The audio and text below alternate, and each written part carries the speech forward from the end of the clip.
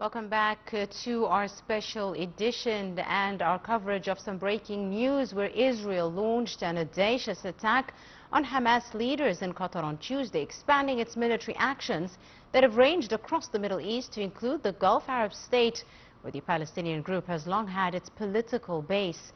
Qatar confirmed an Israeli strike had targeted residential buildings housing members of the Palestinian group Hamas in Doha on Tuesday. Qatar, which has acted as a mediator alongside Egypt in talks on a ceasefire in the almost two-year-old war in Gaza, condemned the action as cowardly and called it a flagrant violation of international law.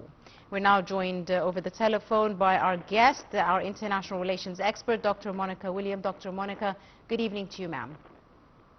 Hello, good afternoon. Thank you, Doctor, for your time. Let me start by asking you, how unprecedented is this Israel striking inside Qatar, a Gulf state with whom it has no formal hostilities, if you may?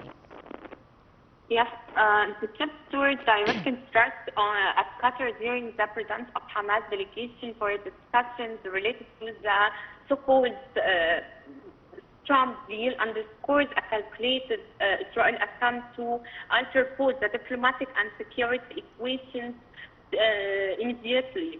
This development carries a dual message. First, to undermine Qatar's role as mediator that provides political space for Palestinian fractions, and second, to signal that Israel is prepared to escalate beyond conventional battlegrounds in order to constrain any regional actor challenging its strategic agenda.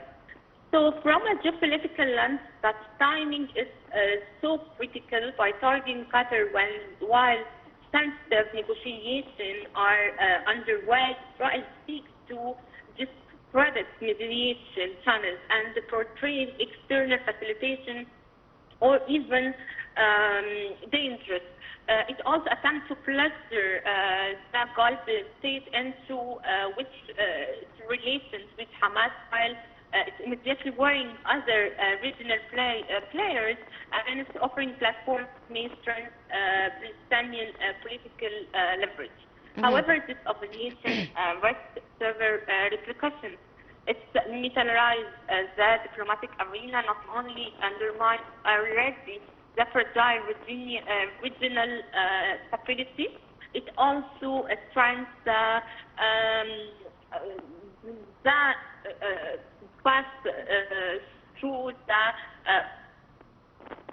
all negotiations to solve the cause. Right. Dr. Monica, now, how, in your opinion, is Qatar likely to respond? Do you think diplomatically or militarily-wise, since this is a clear violation of its sovereignty? I guess Qatar response to Israel's threat, especially as we said, occurring during the Prince of Hamas delegation, would be strategic and rooted in diplomacy rather than direct confrontation. Given severity, trajectory can be unstated. I guess it would mobilize its diplomatic channels, leverage its strong relations with Washington and the European capitals and the multilateral organization to condemn the attack and to frame Israel's move as destabilization act undermining post-peace efforts and international law.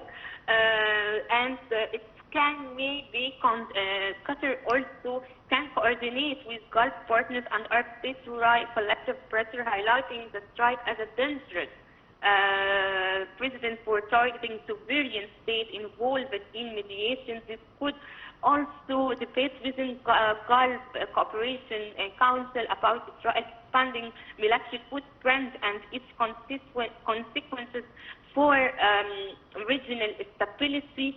And we can see that actually Saudi Arabia had launched and issued political concern regarding what happened in Qatar. Right. Now, the Arab League Secretary General Ahmad Abul Gheit condemned in the strongest terms the Israeli attack on Qatar. So did several other officials, including the UN Secretary General Antonio Guterres, as several blasts were heard in the capital of Qatar and plumes of black smoke were billowing from the city's petrol station. How do you see, the responses of the international community, especially by the United Nations and eventually by the United States? What are your expectations? It's a sort of pressing papers on Israel that violation. I guess to frame the act as a violation of international law, as we said, and it's a threat to regional sovereignty. So the statement would like underscore three main points.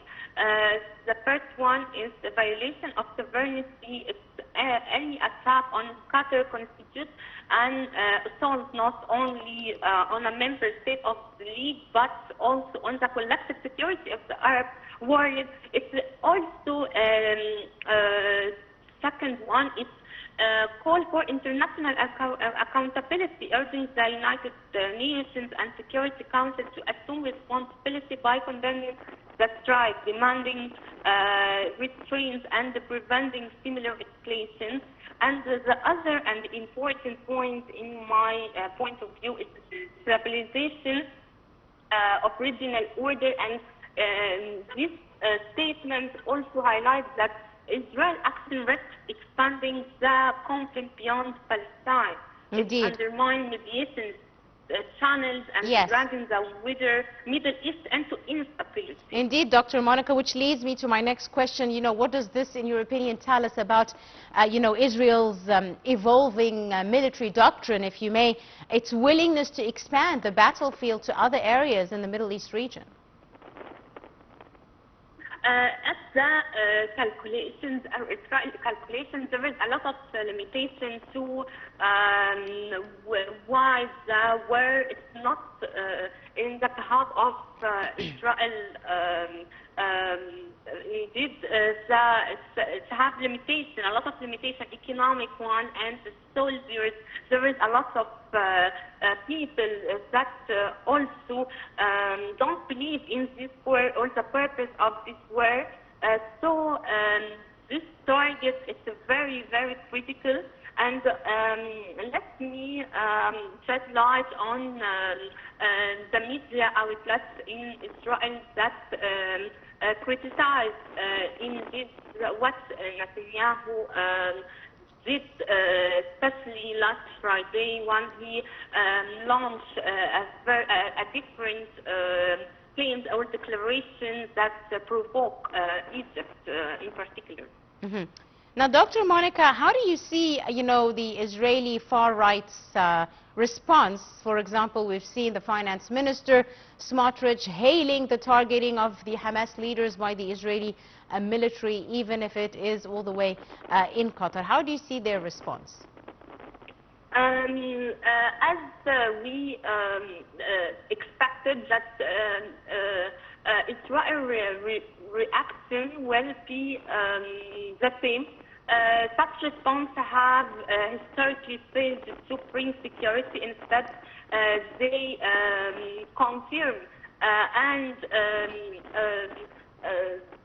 renew the cycle of resistance. Every escalation reinforces the limits of Palestinian struggle in the eye of their own society and beyond. And international public opinion and approach. Right, I'm going to have to leave it at that. Dr. Monica William, our international relations expert, thank you very much, ma'am, for your time and your insight on our special edition and our coverage here on Now TV International. And just to update our viewers, Israel has launched an attack on the Hamas leaders in Qatar on Tuesday, which is expanding its military actions that have ranged across the Middle East now to include the Gulf Arab state, where the Palestinian group has had a long political base. Qatar said the Israeli strike targeted residential buildings housing members of the Palestinian group Hamas in Doha on Tuesday, and Qatar, which has acted as a mediator alongside Egypt in talks on a ceasefire throughout the almost two-year-old war, condemned the action, calling it cowardly and calling it a flagrant violation of international law, as did other members of the international community. Also, several blasts were heard in the capital. Plumes of black smoke were billowing from the city, and ambulances and at least 15 police and unmarked government cars rushed through the streets around the blast just half an hour after the strike was confirmed. Of course, we will continue to update you on the recent developments with regards to the escalation and the attack in Qatar throughout our services here on Now TV International. But now we wrap up our English transmission and leave you with the French transmission, which begins at 6 p.m. Cairo local time with their edition of Panorama News. Do stay tuned.